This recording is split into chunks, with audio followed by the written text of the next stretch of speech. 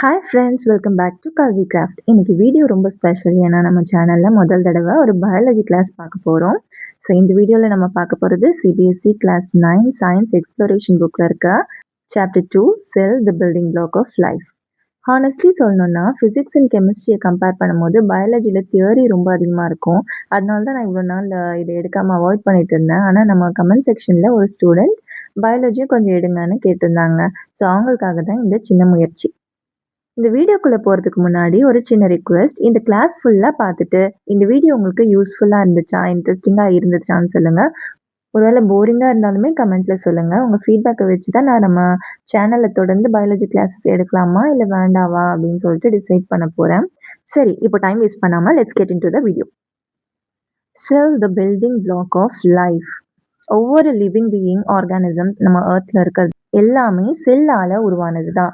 So that is the building block of life. ஒரு பில்டிங்க்கு எப்படி செங்கல் தான் வந்து ஒரு ஸ்டார்டிங் பாயிண்ட்டோ, அந்த மாதிரி ஒரு எல்லா ஆர்கானிசம்ஸுமே செல் தான் ஒரு ஸ்டார்டிங் பாயிண்ட் அப்படின்னு சொல்லலாம்.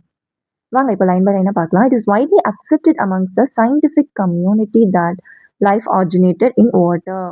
நம்மளோட சயின்டிஃபிக் கம்யூனிட்டியில முதல்ல லைஃப் வாட்டர்ல தான் ஸ்டார்ட் ஆச்சு அப்படின்னு நம்புறாங்க. Some researchers believe that life may have originated in small water pools with changing environmental conditions rather than in the oceans. சில ரிசர்ச்சர்ஸ் லைஃப் பெரிய ஓஷன்ஸ்லாம் தோன்றி இருக்காது, அது ஸ்டார்ட் ஆயிருக்காது. சேஞ்சிங் என்விரான்மெண்டல் கண்டிஷன்ஸ் இருக்கிற சின்ன சின்ன வாட்டர் பூல்ஸில் உருவாகி இருக்கலாம் அப்படின்னு நம்புறாங்க. அது என்ன சேஞ்சிங் என்விரான்மெண்டல் கண்டிஷன்ஸ்னா, எக்ஸாம்பிளுக்கு ஹாட் ஸ்ப்ரிங்ஸ். ஹாட் ஸ்ப்ரிங்ஸுங்கிறது ஒரு வெந்நீர் ஊற்றுன்னு சொல்லலாம். தண்ணி வந்து சூடாக இருக்கும். ஸோ அந்த மாதிரி என்விரான்மெண்ட்டுக்கு ஒரு எக்ஸாம்பிள் சொல்லணும்னா hot springs. In India the hot spring of Puga valley. இந்தியாலையும் அந்த மாதிரி ஒரு ஹாட் ஸ்ப்ரிங் இருக்கு. அது எங்க இருக்குன்னா புகா வேலி இன் லடாக். லடாக்ல இருக்கு. Maintain very high temperature. அங்க அந்த டெம்பரேச்சர் வந்து ஹையா இருக்கும், nearly at the boiling point of water. அந்த வாட்டர், அந்த ஹாட் ஸ்ப்ரிங்கிறது வெந்நீர் ஊற்றுன்னு சொன்னோம் இல்லையா, அது எவ்வளோ சூடா இருக்குன்னா ரொம்ப ஹை டெம்பரேச்சரா, அதாவது ஒரு பாய்லிங் பாயிண்ட் ஆஃப் வாட்டர் கிட்ட அந்த அளவுக்கு ஹை டெம்பரேச்சர்ல இருக்கும். Even in cold climate. அங்க கோல்டு கிளைமேட் இருந்தாலுமே அந்த தண்ணி வந்து அவ்வளோ ஹை டெம்பரேச்சர்ல இருக்கும். பாய்லிங் பாயிண்ட் ஆஃப் வாட்டர்னா எவ்வளோன்னு தெரியும் இல்லையா? உங்களுக்கு தெரிஞ்ச கமெண்ட்ல சொல்லுங்க. நம்ம ஆல்ரெடி கெமிஸ்ட்ரியில் படிச்சிருக்கோம். ஸோ அவ்வளோ ஹை டெம்பரேச்சர்ல அந்த ஹாட் ஸ்ப்ரிங் புகா வேலியில இருக்க, லடாக்ல இருக்க புகா வேலியில அந்த ஹாட் ஸ்ப்ரிங் அவ்வளோ ஹை டெம்பரேச்சர்ல இருக்கும். ஈவன் இந்த கோல்டு கிளைமேட் அப்படின்னு சொல்றாங்க. These environmental conditions seem to be similar to those on the early Earth about 3.5 billion years ago. இந்த என்விரான்மெண்டல் கண்டிஷன்ஸ் எல்லாம் கிட்டத்தட்ட 3.5 பில்லியன் இயர்ஸ்க்கு முன்னாடி இருந்த ஏர்லி எர்த் இருக்கும் இல்லையா, ஸோ அந்த கண்டிஷன் மாதிரி இருக்கு அப்படின்னு சொல்றாங்க. The organisms living in these hot springs. அந்த ஹாட் ஸ்ப்ரிங்ஸ்லையுமே ஆர்கானிசம்ஸ் இருக்கும். அது வந்து எப்படி இருக்கும்னா are most heat loving bacteria. அந்த பாக்டீரியாஸ் வந்து ஹீட் லவ்விங்கா இருக்கும். அதுக்கு சூடுனா ரொம்ப பிடிக்கும். அதனால தான் அது அவ்வளோ ஹாட் ஸ்ப்ரிங்ஸ்லயும் அந்த ஆர்கானிசம்ஸ் இருக்கு. அண்ட் அந்த மாதிரியான ஆர்கானிசம்ஸ் பேர் என்ன சொல்றாங்கன்னா தெர்மோஃபைல்ஸ். அண்ட் அது வந்து ஒரு யூனிசெல்லுலார். யூனிசெல்லுலார்னா என்னன்னு தெரியும் இல்லையா? ஒரே ஒரு செல் உள்ள ஒரு ஆர்கானிசம், அதுதான் யூனிசெல்லுலார். இப்போ மல்டி செல்லுலார்னா நிறைய செல்ஸால உருவானது. இப்போ நம்ம ஹியூமன் பீயிங்ஸ், பிளான்ட்ஸ் எல்லாமே மல்டி செல்லுலார் ஆர்கானிசம்ஸ். அண்ட் இங்க அவங்க சொன்ன ஆர்கானிசம் வந்து ஹாட் ஸ்ப்ரிங்ஸ்ல இருக்கும், ஹீட் லவிங் பாக்டீரியா. அதுக்கு பேர் என்ன தெர்மோஃபைல்ஸ்னு சொல்லுவாங்க. அண்ட் அது வந்து ஒரு யூனிசெல்லுலார் ஆர்கானிசம்னு சொல்றாங்க. Scientist from Birbal Sahni institute of palaeosciences, லக்னோல இன்ஸ்டிடியூட் ஆஃப் பேலியோ சயின்சஸ் ஒன்று இருக்கு, பீர்பல் சானின்னு. ஸோ அங்கே இருக்க சயின்டிஸ்ட் வந்து study those hot springs and found that calcium carbonate form rapidly around them. அங்கே இருக்க சயின்டிஸ்ட் வந்து அந்த ஹாட் ஸ்ப்ரிங்ஸில் இருக்க அந்த ஆர்கானிசம்ஸ் பற்றி ஸ்டடி பண்ணியிருக்காங்க. அண்ட் என்ன கண்டுபிடிச்சிருக்காங்கன்னா கால்சியம் கார்பனேட் வந்து ஃபார்ம் ஆயிருக்கு அரவுண்ட் தம் அப்படின்னு சொல்லியிருக்காங்க. அண்ட் இந்த டெபாசிட்ஸ் தான் ஏர்லி ஆர்கானிக் மாலிக்யூல்ஸை ஹார்ம்ஃபுல் ரேடியேஷன் அண்ட் எக்ஸ்ட்ரீம் கண்டிஷன்ஸில் இருந்து காப்பாற்றிருக்கலாம். அந்த ஹார்ம்ஃபுல் ரேடியேஷன்ஸ்லேருந்து இந்த ஏர்லி ஆர்கானிக் மாலிக்யூல்ஸை எது ப்ரொடெக்ட் பண்ணுதுன்னா இந்த கால்சியம் கார்பனேட் டெபாசிட்ஸ் தான் ப்ரொடெக்ட் பண்ணியிருக்கோம். அண்ட் அதுதான் ஃபர்ஸ்ட் ப்ரொடெக்டிவ் மெம்பரேனை ஃபார்ம் பண்ணுறதுக்கும் உதவி இருக்கும் அப்படின்னு சொல்கிறாங்க. எல்லா லிவிங் ஆர்கானிசம்ஸும் செல்ஸால தான் ஆகியிருக்கு. லைஃப் எக்ஸிஸ்ட் ஆகிறதுக்கு மிக முக்கியமான பேசிக் லெவலே செல் தான் ரெப்ரசன்ட் பண்ணுது. The cell represents the basic level at which the life exists. So some organisms such as bacteria or yeast consist of only one cell. இப்போ பாக்டீரியா, ஈஸ்ட்லாம் பார்த்தீங்கன்னா, ஒரு செல்லால உருவானது. அதுதான் யூனிசெல்லுலார் சொல்றாங்க. அதே மாதிரி பிளான்ட்ஸ், ஃபிஷ், பேர்ட்ஸ், ஹியூமன்ஸ் எல்லாமே மில்லியன்ஸ் ஆஃப் செல்ஸால உருவான ஆர்கானிசம்ஸ். அதனால அது வந்து மல்டி செல்லுலார் ஆர்கானிசம்ஸ்னு சொல்லுவாங்க. A group of similar cells performing similar functions form tissues. ஒரே மாதிரி வேலையை செய்யற குரூப் ஆஃப் செல்ஸ் சேர்ந்து டிஷ்யூவை ஃபார்ம் பண்ணுது. புரியுதா? குரூப் ஆஃப் சிமிலர் செல்ஸ், ஒரே மாதிரி இருக்கிற cells and performing similar functions, ஒரே மாதிரி வேலையை செய்யற அந்த செல்ஸ் தான் டிஷ்யூஸை ஃபார்ம் பண்ணுது. இப்போ டிஃப்ரெண்ட் டிஷ்யூஸ் சேர்ந்து ஒரு ஆர்கனை உருவாக்குது அண்ட் பல ஆர்கன் சேர்ந்து ஒரு ஆர்கன் சிஸ்டமாக ஃபார்ம் பண்ணுது. ஸோ ஒரு சிமிலர் ஒர்க் செய்கிற ஒரு செல்ஸ் எல்லாம் சேர்ந்து தான் ஒரு டிஷ்யூ உருவாக்குது அண்ட் டிஃப்ரெண்ட் டிஷ்யூஸ் எல்லாம் சேர்ந்து ஒரு ஆர்கனை உருவாக்குது அண்ட் நிறைய ஆர்கன்ஸ் எல்லாம் சேர்ந்து தான் ஒரு ஆர்கன் சிஸ்டமை உருவாக்குது. எக்ஸாம்பிளுக்கு சொல்லணும்னா ரெஸ்பிரேட்டரி சிஸ்டம், அது வந்து nasal pores, nasal cavity, trachea, லங்ஸ்னு நிறைய ஆர்கன்ஸ் எல்லாம் சேர்ந்தது தான் ரெஸ்பிரேட்டரி சிஸ்டம். இப்போ நீங்க நார்மலாவே யோசிச்சு பாருங்களேன், நீங்க எப்படி மூச்சு விடுவீங்கன்னு கேட்டா லங்ஸ் அந்த மாதிரிலாம் ஆர்கன்ஸ் பத்தி தெரியாதவங்க நம்ம மூக்கால மூச்சு விடுவோம் அப்படின்னு சொல்லுவாங்க. இதே அந்த ஆர்கன்ஸ் பத்திலாம் தெரிஞ்சா நம்ம லங்ஸ் தான் ஹெல்ப் பண்ணுது நம்ம மூச்சு விடுறதுக்குன்னு சொல்லுவாங்க. ஆனா இதுல பாத்தீங்கன்னா இது ரெண்டுமே வந்து மூச்சு விடத்துக்கு யூஸ் ஆகுது. அப்போ தனித்தனியா மட்டும் இல்ல, எல்லாமே சேர்ந்து தான் நம்ம மூச்சு விடத்துக்கு அது யூஸ் ஆகுது. ஸோ நம்ம ரெஸ்பிரேட் பண்றதுக்கு யூஸ் ஆகுற அந்த ஆர்கன்ஸ் எல்லாமே சேர்ந்தது தான் அந்த ரெஸ்பிரேட்டரி சிஸ்டம். இந்த எக்ஸாம்பிள்ல nasal pores, nasal cavity, trachea, அதாவது விண்ட் பைப் இருக்கும் இல்லையா? ஸோ எந்த வழியா காத்து வருது, எந்த ஆர்கனுக்குள்ள அந்த காத்து போகுது, அந்த மாதிரி எல்லாமே சேர்ந்தது தான் அந்த respiratory system. Even when cells are organized into tissues, organs, and organ systems, the cell remains the fundamental unit of structure and function in all living organisms. Cells எல்லாம் டிஷ்யூஸ், ஆர்கன் சிஸ்டம்ஸ்னு மாறினாலும் எல்லா லிவிங் ஆர்கானிசம்ஸ்க்கும் cell தான் structural and functional fundamental யூனிட்டாக இருக்கு. அப்போது இவ்வளோ டைனி செல்ஸ் எப்படி இவ்வளோ டிஃப்ரெண்ட் ஆக்டிவிட்டீஸை செய்யுதுன்னு நம்ம ஆச்சரியப்பட வைக்குது இல்லையா? What are the different components of a cell? And how do cells in a body communicate with each other? Do cells live forever or do they die? In this chapter, we will explore the answers to these questions as we enter the fascinating world of cell. இப்போ இந்த செல்லை பற்றி நமக்கு நிறைய questions வருது இல்லையா? செல்லோட different components எல்லாம் என்ன, நம்ம பாடியில் உள்ள செல்ஸ் எப்படி ஒன்றுக்கு ஒன்று கம்யூனிகேட் பண்ணிக்குது, அண்ட் செல்ஸ் பெர்மனண்ட்டாக வாழுமா இல்லை அதுவும் சாகுமா, அந்த மாதிரி இந்த சாப்டர்ல இந்த கொஷின்ஸ்க்கான ஆன்சர்ஸை இன்ட்ரெஸ்டிங்கான செல் வேர்ல்டுக்குள்ளே போய் நம்ம எக்ஸ்ப்ளோர் பண்ணி தெரிஞ்சுக்க போகிறோம். அண்ட் இங்கே பாக்ஸில் திங்க் இட் ஓவரில் என்ன கொடுத்துருக்காங்கன்னு நம்ம பார்க்கல இல்லையா? அதுவும் பார்த்துடலாம். வேர் டஸ் a cell come from? எங்கேருந்து இந்த செல்ஸ்லாம் வந்திருக்கும்? And how have technological interventions facilitate the creation of new knowledge in understanding the world beyond the naked eye? And நம்ம கண்ணால் பார்க்க முடியாத நார்மல் நேக்கடையால் பார்க்க முடியாத விஷயத்தையும் நம்மளோட டெக்னாலஜிக்கல் இன்டர்வென்ஷன்ஸ் மூலமாக எப்படி நம்ம அதெல்லாம் தெரிஞ்சுக்கிறோம், அந்த நியூ நாலேஜை எப்படி அண்டர்ஸ்டாண்ட் பண்ணுறோம் அப்படின்னு பார்க்கலாம் இந்த லெசனில். அப்புறம் how is the cell structural and functional unit of life? And எப்படி இந்த செல் தான் structural and functional unit of லைஃப்னு சொல்கிறாங்க. How does a cell multiply? எப்படி ஒரு செல் வந்து நிறைய செல்லாக மல்டிப்ளை ஆகும்? இதை பற்றிலாம் நம்ம இந்த சாப்டரில் பார்ப்போம். இப்போ how to study cells? What do we call the ability of the human eye to see two very close objects as separate and distinct? இப்போ ரொம்ப பக்கத்துல இருக்கிற ரெண்டு ஆப்ஜெக்ட்ஸை செப்பரேட்டாக நல்லா கிளியராக பார்க்குற நம்ம ஐயோட எபிலிட்டிக்கு என்ன பேர்? Imagine two tiny dots drawn on a piece of paper. ஒரு பீஸ் ஆஃப் பேப்பரில் ரெண்டு டைனி டாட்ஸை வந்து நம்ம ட்ரா பண்ணுறோம். As the dots are moved closer, there comes a point at which they can no longer be seen as separate when viewed from about 25 cm, the near point of human eye. இப்போ ரெண்டு point dot வந்து நம்ம வைக்கிறோம். ரெண்டு சின்ன dots draw பண்ணதை imagine பண்ணிக்கோங்க. அதை நம்ம பக்கத்துல கொண்டு வரும்போது ஒரு பாயிண்ட்ல அதால செப்பரேட்டாக பார்க்க முடியாது, நம்மளால செப்பரேட்டாக பார்க்க முடியாது. ஸோ நம்ம கண்ணோட நியர் பாயிண்ட் ஆனால் 25 சென்டிமீட்டர்னு சொல்லுவாங்க. Near point of human eye 25 centimetre கொடுத்துருக்காங்க இல்லையா? அப்போது அந்த தூரத்தில் இருந்து பார்க்கும்போது 0.1 mm கேப்பில் இருக்கிற ரெண்டு பாயிண்ட்ஸை கிளியராக பார்க்க முடியும். இல்லைனா அது ஒரே பாயிண்ட் மாதிரி தான் தெரியும். 2 points separated by 0.1 mm can be seen as distinct. இந்த 0.1 mm கேப்ல இருந்தா நம்ம டிஸ்டிங்டா பார்க்க முடியும். அப்படி இல்லைன்னா அது சிங்கிள் பாயிண்டா தான் நம்மளால பார்க்க முடியும். அதுக்கு பேர் என்னன்னு சொல்லுவாங்கன்னா, this is called the limit of resolution of the human eye, which is 0.1 1 mm. இதுதான் ஹியூமன் ஐயோட லிமிட் ஆஃப் ரெசல்யூஷன் அப்படின்னு சொல்றோம். அதோட வேல்யூ என்ன 0.1 mm தான். The cell is usually too small to be seen by the unaided eye. This raises an important question. How have cell biologists studied the structure and function of cells that are much smaller than the limit of resolution of the human eye? ஒரு செல் எப்பவுமே நம்ம பேர் ஐஸால பார்க்க முடியாது இல்லையா?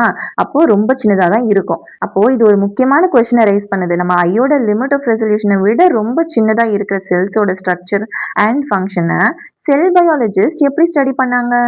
You have learned about convex lens in grade 8 curiosity chapter 10. A convex lens or a combination of lenses, that is an objective lens and an eyepiece, are used for the magnification of an object to make it appear larger. அந்த சின்ன சைஸ்ல இருக்க object கூட பெருசா காட்டுறதுக்கு நம்ம lens use பண்ணுவோம்.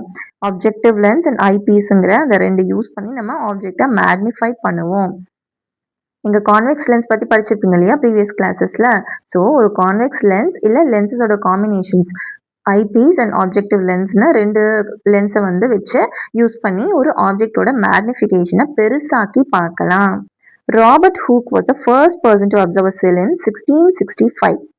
So செல்லை வந்து யார் ஃபர்ஸ்ட் பார்த்தாங்கன்னா 1665ல ராபர்ட் ஹூக் தான் first person to observe a cell using a self design microscope. எதை வச்சு பார்த்தாருன்னா ஒரு மைக்ரோஸ்கோப் வச்சு தான் பார்த்தாரு. Capable of 200 to 300 X magnification.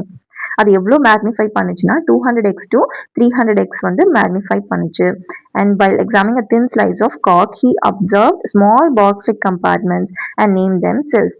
ஒரு தின் காக் ஸ்லைஸாக செக் பண்ணும்போது அதில் சின்ன பாக்ஸ் லைக் கம்பார்ட்மெண்ட்ஸை பார்த்து அதுக்கு செல்ஸ்னு நேம் வச்சாரு. In school laboratories, light microscopes are used to observe objects using different objective lenses. For example, 10x, 40x to achieve better magnification and resolution under visible light.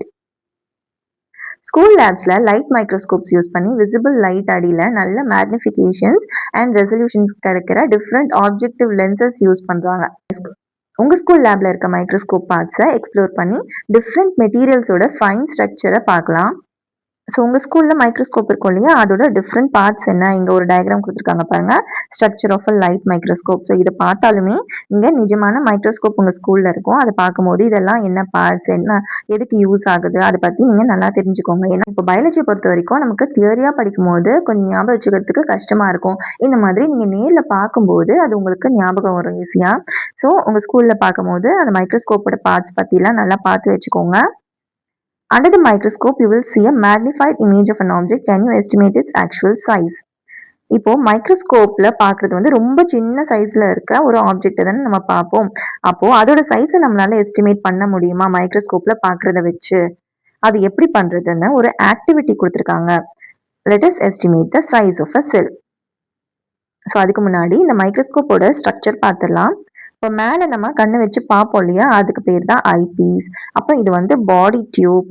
And இங்கே வந்து 3 lens இருக்கு பாருங்க. இந்த இடத்துல 3 lens இருக்கும். அது வந்து ஆப்ஜெக்டிவ் லென்ஸ்.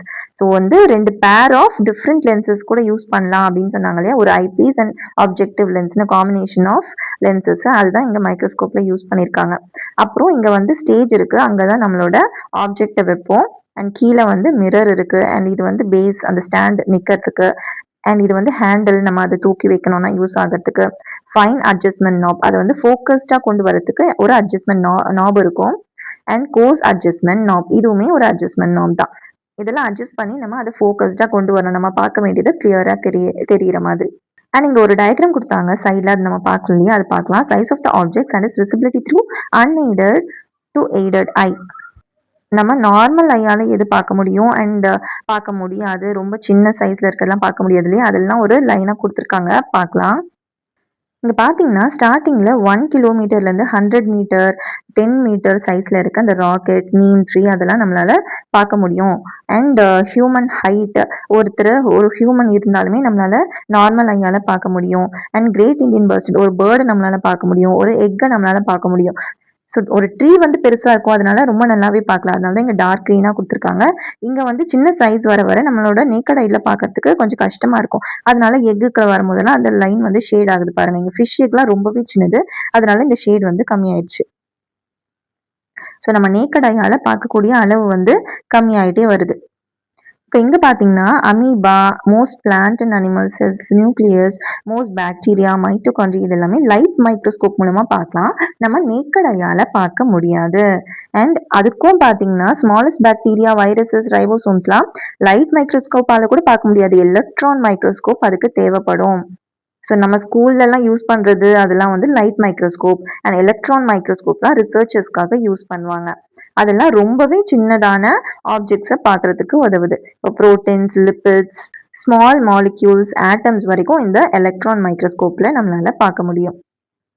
ஸோ எந்த மாதிரியான ஆப்ஜெக்ட்ஸ்லாம் நம்ம நார்மல் ஐயால பார்க்க முடியும் அண்ட் இதெல்லாம் மைக்ரோஸ்கோப் யூஸ் பண்ணி, அதுவும் லைட் மைக்ரோஸ்கோப் அண்ட் எலக்ட்ரான் மைக்ரோஸ்கோப்னு என்ன மாதிரி டைப்பான மைக்ரோஸ்கோப் யூஸ் பண்ணி பார்க்க முடியும் அண்ட் அதோட சைஸஸ் பற்றி இந்த சார்ட்ல நம்ம பார்த்தோம். இப்போ அந்த ஆக்டிவிட்டி பார்க்கலாம். Take a transparent ruler with millimetre markings. ஒரு நம்மளோட ஸ்கேல் தெரியும் இல்லையா, அதில் மில்லிமீட்டர் ஒரு சென்டிமீட்டருக்கு நடுவில் குட்டி குட்டி கோடு இருக்கும். 10 மில்லிமீட்டருக்கும் 10 லைன்ஸ் இருக்கும். ஸோ அந்த மில்லிமீட்டர் மார்க்கிங்ஸ் தெரிகிற மாதிரி ஒரு டிரான்ஸ்பரண்ட் ரூலரை எடுத்துக்க சொல்கிறாங்க. And place the ruler on the stage of microscope. நம்ம பார்க்க வேண்டிய பொருளை தான் இந்த ஸ்டேஜில் வைப்போம் இல்லையா. இப்போ தானே அந்த பார்ட்ஸ் ஆஃப் த மைக்ரோஸ்கோப் பார்த்தோம், structure of a light microscope. அந்த ஸ்டேஜில் வந்து இப்போ அந்த ரூலரை நம்ம வைக்க போகிறோம். Focus on it using the adjustment knob. இப்போ அது கிளியராக தெரிகிற மாதிரி நம்ம ஃபோக்கஸ் பண்ண போகிறோம். And observe the diameter of the circular field of view through the eyepiece and measure it in millimetre. இப்போ நீங்க அந்த மைக்ரோஸ்கோப் வழியா பார்த்தீங்கன்னா இந்த மாதிரி ஒரு சர்க்குலர் வியூ நமக்கு தெரியும். அதை சுற்றியெல்லாம் பிளாக்காக தான் தெரியும் நமக்கு. ஒரு சர்க்குலர் வியூக்குள்ள அங்கே என்ன ஸ்டேஜில் வச்சிருக்கோமோ அது தெரியும். ஸோ ஒரு பிளட்டாக தெரியும். அதை நம்ம அட்ஜஸ்ட்மெண்ட் நாப் வச்சு அட்ஜஸ்ட் பண்ணோம்னா ஃபோக்கஸ் ஆகும். அப்போ நமக்கு கிளியராக தெரியும். இப்போ நம்ம அந்த ஸ்கேல் தானே வச்சிருக்கோம்.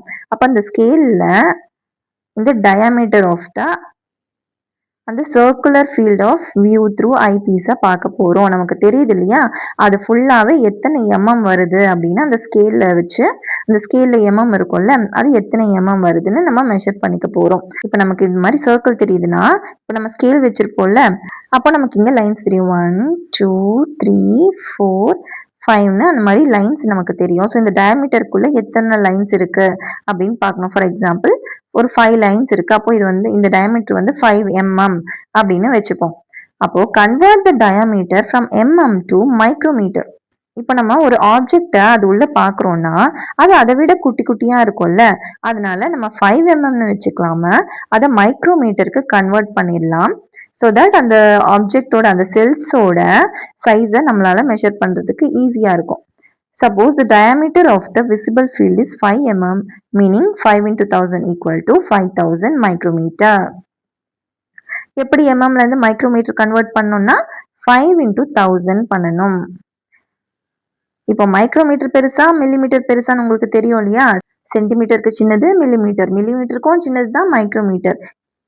இப்போ 1 சென்டிமீட்டர்ல வந்து 10 mm இருக்குன்னா அப்போ ஒரு mmல வந்து 1000 மைக்ரோமீட்டர்ஸ் இருக்கு. அதனால தான் நம்ம 5 into 1000 பண்றோம். சென்டிமீட்டர்ல இருந்து மில்லிமீட்டர் கன்வெர்ட் பண்ணா இன்டூ 10 பண்ணுவோம். ஏன்னா 1 சென்டிமீட்டர்ல 10 மில்லிமீட்டர் இருக்கு. மில்லிமீட்டர்ல இருந்து மைக்ரோமீட்டர் கன்வெர்ட் பண்ணோம்னா 1000 பண்ணணும். ஏன்னா ஒரு மில்லிமீட்டர்ல 1000 மைக்ரோமீட்டர்ஸ் இருக்கு. அதனால தான் இன்டூ 1000 பண்றோம். அப்போ 5 மில்லிமீட்டர்ல 5000 மைக்ரோமீட்டர்ஸ் இருக்கு. Next, remove the ruler and place an onion peel slide on the stage of the microscope. இப்போ அந்த ரூலரை எடுத்துட்டு ஒரு ஆனியன் பீல் ஸ்லைடை வந்து வைக்கிறோம். ஒரு ஆனியன் பீலை நம்ம எடுத்து ஒரு ஸ்லைடில் அது எப்படி வைக்கணுமோ பபிள்ஸ் இல்லாமல் அது மாதிரிலாம் வச்சு அந்த ஸ்டேஜில் வைக்கிறோம். Focus on the slide and count the number of cells present along the diameter of the field of view in one straight line.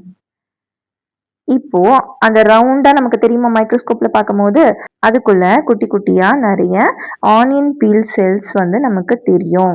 அப்போ இந்த டயாமீட்டர்ல ஸ்டார்ட் ஆகிட்டு இங்க இதுதான் இந்த எண்டு தானே, இந்த ஸ்ட்ரெயிட் லைன் தானே டயாமீட்டர். ஸோ அந்த ஸ்ட்ரெயிட் லைனுக்குள்ள எத்தனை செல்ஸ் இருக்கு அப்படின்னு நம்ம கவுண்ட் பண்ண போறோம். அப்போ இந்த டயாமீட்டரோட லென்த் வந்து 5 mmன்னு நமக்கு தெரியும். இல்லைனா 5000 மைக்ரோமீட்டர்னு சொல்லலாம். அண்ட் அதுக்குள்ள எத்தனை செல்ஸ் இருக்கு அப்படின்னு நம்ம இதுல கவுண்ட் பண்ணிடுவோம். இதை வச்சு நம்ம ரியல் சைஸ் ஆஃப் த செல்லை எஸ்டிமேட் பண்ணலாம். Estimate the real size of the cell using the formula எப்படி பண்ணுவோம்னா 1 மில்லிமீட்டர்ல 1000 மைக்ரோமீட்டர் இருக்கா, அதை மைக்ரோமீட்டரில் நம்ம கன்வெர்ட் பண்ணிட்டோம். 5 mm 5000 மைக்ரோமீட்டர்னு. இப்போ diameter of the visible field in micrometre எவ்வளோ? 5000 மைக்ரோமீட்டர்னு பார்த்தோம். இப்போ number of cells along the diameter ஒரு 25 செல்ஸ் இருக்கு. அந்த வியூல வந்து இங்க இருந்து இது வரைக்கும் ஒரு 25 செல்ஸ் நமக்கு தெரியுது அப்படின்னா number of cells along the diameter வந்து 25. ஸோ இந்த லென்த் 5 mmல நமக்கு 25 செல்ஸ் இருக்கு. ஸோ இந்த diameter divided by number of cells பண்ணோம்னா the estimated size of onion peel cell வந்து நமக்கு கிடைக்கும். ஒரு செல்லோட ஒரு ஆனியன் பீல் செல்லோட சைஸ் வந்து நமக்கு தெரியும். என்ன பண்ணணும்? அந்த விசிபிள் ஃபீல்டோட diameter divided by number of cells along the diameter. அந்த டயாமீட்டருக்குள்ள எத்தனை செல்ஸா அது டிவைட் ஆயிருக்கு நமக்கு தெரியுது அப்படின்றத நம்ம டிவைட் பண்ணணும். இப்படி பண்ணீங்கன்னா ஒரு செல்லோட சைஸ் கிடைக்கும். ஸோ 5000 மைக்ரோமீட்டர் டிவைடட் பை 25 எவ்வளோ? 200 மைக்ரோமீட்டர். ஸோ ஒரு செல்லோட அந்த சைஸ் வந்து 200 micrometers. If the estimated size of an onion peel cell is 200 micrometer, how much does a light microscope magnify this cell? இப்போ மைக்ரோஸ்கோப்ல என்ன பண்ணுவோம்? நம்ம மேக்னிஃபை பண்ணுவோம். ஒரு சின்ன சைஸ்ல இருக்கிறத பெருசு பண்ணி காட்டுறது தான் மைக்ரோஸ்கோப். அப்போ எவ்வளோ பெருசா அது மேக்னிஃபை பண்ணி நமக்கு காட்டுது நம்ம நார்மல் ஐஸ்ல பார்க்குற அளவுக்கு அப்படின்னு நம்ம எப்படி சொல்லுவோம்?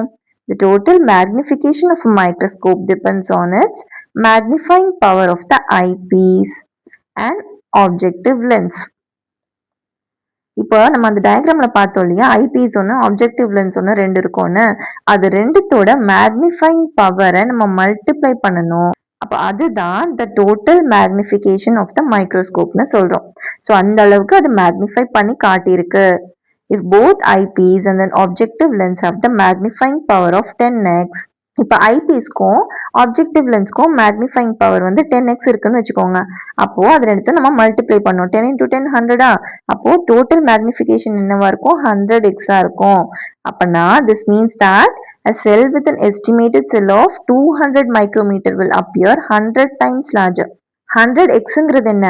ஒரு 200 மைக்ரோமீட்டர் செல்ல வந்து அது 100 டைம்ஸ் பெருசா காட்டுது. அதுதான் 100x டோட்டல் மேக்னிஃபிகேஷன் சொல்றோம். ஸோ ஒரு 200 மைக்ரோமீட்டர் சைஸ் உள்ள ஒரு செல்லை 100 டைம்ஸ் அது பெருசு பண்ணி காட்டுது அந்த மைக்ரோஸ்கோப். அதனால தான் நம்ம கண்ணால அதை பார்க்க முடியுது. Thus microscope allows us to see very small structures clearly and is an essential tool for studying the cell structure. இப்போ ஒரு செல் ஸ்ட்ரக்சரை நம்ம படிக்கிறதுக்கு இந்த மைக்ரோஸ்கோப் வந்து ரொம்பவே முக்கியமான ஒரு இன்ஸ்ட்ருமெண்ட். அது வந்து ஸ்மாலர் ஸ்ட்ரக்சர்ஸை நம்ம கிளியரா பார்க்கறதுக்கு ஹெல்ப்ஃபுல்லா இருக்கு. Over the years, scientists have improved the microscope by improving its three main features. Scientist வந்து அந்த மைக்ரோஸ்கோப்போட 3 மெயின் ஃபீச்சர்ஸை இம்ப்ரூவ் பண்ணிட்டே இருப்பாங்க. அது என்னன்னா ரெசல்யூஷன்னா மெஷர் ஆஃப் அ கிளாரிட்டி, நல்லா கிளாரிட்டியா தெரியறது தான் resolution. Contrast, the difference in brightness between various parts of an object. And magnification, resolution, contrast, மேக்னிஃபிகேஷன்னு இந்த 3 ஃபீச்சர்ஸை வச்சு மைக்ரோஸ்கோப்பை இம்ப்ரூவ் பண்ணிகிட்டே இருப்பாங்க சயின்டிஸ்ட். ஸோ தட் நம்ம ரொம்ப சின்ன ஸ்ட்ரக்சரை கூட, ஒரு சின்ன செல்லை கூட நம்மளால கிளியரா பார்க்க முடியும். ஸோ இந்த இம்ப்ரூவ்மெண்ட்ஸ் எல்லாம் சேர்ந்து மைக்ரோஸ்கோப்பை ஒரு பவர்ஃபுல் டூல் ஃபார் ஸ்டடியிங் செல்ஸாக மாற்றுது. You can see a picture of lower surface of Colocasia leaf observed under a scanning electron microscope. இப்போ இதுதான் அவங்க சொன்ன அந்த figure 2.4 electron micrograph of lower surface of colocasia leaf showing stomata. லீஃப்ல வந்து stomatas இருக்கும் இல்லையா, அதை மைக்ரோஸ்கோப் வச்சு காட்டியிருக்காங்க இந்த பிக்சர்ல. இது வந்து ஒரு எலக்ட்ரான் மைக்ரோஸ்கோப் வச்சு காட்டியிருக்காங்க. இங்க ஒரு பாக்ஸ்ல ஒரு டேட்டா கொடுத்துருக்காங்க, அதை நம்ம படிக்கல. ஸோ அதை பார்த்துலாம். Ready to go beyond and electron microscope. Electron microscope பத்தி சொல்றாங்க. Apart from light microscopes, scientists also use powerful electron microscopes that reveal the fine details of a cell structure. Light microscopes இல்லாம scientists வந்து research purposeக்காக powerful electron microscopes use பண்றாங்க. அது இன்னுமே பெருசு பண்ணி காட்டும். These instruments use a beam of electrons instead of light. இங்க light use பண்றதுக்கு பதில் beam of electrons யூஸ் பண்ணோம் இந்த instruments in order to produce highly magnified images. So that நமக்கு ஹைலி மேக்னிஃபைடு இமேஜஸ் இருக்கு. நம்ம நார்மலாக லைட் மைக்ரோஸ்கோப்பில் பார்க்குறத விட இன்னுமே மேக்னிஃபை பண்ணி பெருசு பண்ணி காமிக்கும் இதில் வர images. allowing us to see cell structures at nanometer scale with remarkable clarity. So that nanometre ஸ்கேலில் இருக்கிற அந்த ஆப்ஜெக்ட்ஸை கூட அந்த செல் ஸ்ட்ரக்சர்ஸை கூட நம்மளால் ஹை கிளாரிட்டியோட பார்க்க முடியும். And nanometre is 1 billion of a metre. ஒரு மீட்டருக்கும் நானோமீட்டருக்கும் எப்படி ரிலேட் ஆகுதுன்னு சொல்லியிருக்காங்க. இப்போ 1 மில்லிமீட்டரும் 1 மைக்ரோமீட்டரும் இங்கே ரிலேட் பண்ணியிருக்காங்க இல்லையா. ஸோ 1 மீட்டர் ஈக்குவல் டு 1000 மைக்ரோமீட்டர்னு அந்த மாதிரி ஒரு மீட்டர் வந்து will be equal to 1 billion nanometre அப்படின்னு சொல்லியிருக்காங்க. இப்போ நெக்ஸ்ட் வீடியோவில் நம்ம 2.2 ஸ்ட்ரக்சர் ஆஃப் அ செல் பற்றி படிக்கலாம். செல்லோட ஸ்ட்ரக்சர், அந்த செல்லில் என்னென்ன பார்ட்ஸ் இருக்குது, அந்த மாதிரி அந்த செல்லை பற்றி நம்ம இன்னும் டீட்டெயிலாக நெக்ஸ்ட் வீடியோவில் பார்க்கலாம். ஸோ நம்ம முன்னாடியே சொன்ன மாதிரி பயாலஜி வந்து ரொம்ப தியோரட்டிக்கலாக போகும். உங்களுக்கு போர் அடிக்குதா, யூஸ்ஃபுல்லாக இருக்கா அப்படின்னு கமெண்ட்டில் சொல்லுங்கள். அதை பேஸ் பண்ணி தான் நான் பயாலஜிக்கு வீடியோ போடலாமா வேணாமான்னு டிசைட் பண்ண போகிறேன். நல்லா இல்லை, போர் அடிக்குது, இம்ப்ரூவ் பண்ணணும் அப்படின்னு நீங்கள் கமெண்ட்டில் தாராளமாக சொல்லலாம். உங்கள் ஃபீட்பேக் எதுவாக இருந்தாலுமே it's always welcome. Thanks for வாட்சிங். இந்த வீடியோ உங்களுக்கு பிடிச்சிருந்ததுன்னா லைக் பண்ணுங்கள், உங்கள் ஃப்ரெண்ட்ஸ்க்கு ஷேர் பண்ணுங்கள். அண்ட் ஃபார் மோர் வீடியோஸ் கல்வி கிராஃப்ட் சேனலை சப்ஸ்கிரைப் பண்ணுங்கள். தேங்க்யூ.